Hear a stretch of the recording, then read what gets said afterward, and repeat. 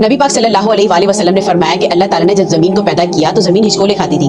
फिर अल्लाह ताला ने पहाड़ पैदा किए ताकि पहाड़ अपनी सख्ती और मजबूती से जमीन को थाम ले। फिर जब पहाड़ों ने अपनी सख्ती और मजबूती से जमीन को थाम लिया तो जमीन एक जगह ठहर गई। जब फरिश्तों ने पहाड़ों की इतनी सख्ती और मजबूती को देखा तो ताजुब हुआ। फिर अल्लाह ताला से पूछा कि ए अल्लाह, क्या पहाड़ों से सख्त कोई चीज है? तो अल्लाह ताला ने फरमाया कि हाँ, पहाड़ों से सख्त चीज लोहा है। फिर फरिश्तों ने पूछा कि ए अल्लाह, क्या लोहे से भी सख्त कोई चीज है? तो अल्लाह ताला ने फरमाया कि हाँ, लोहे से सख्त चीज आग है।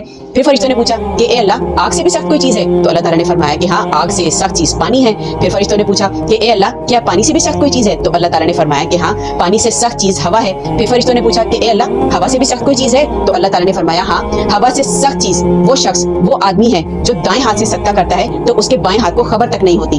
क़यामत के दिन अर्श का साया जिन 7 लोगों को नसीब होगा, उन 7 लोगों में से एक शख्स वो भी होगा जिसने दाएं हाथ से सदका किया हो और बाएं हाथ को खबर तक ना हो। अपनी सुबह का आगाज सदका देकर किया करे ताकि आपके रोजी रोजगार में बरकत हो। सदका अल्लाह के गजब को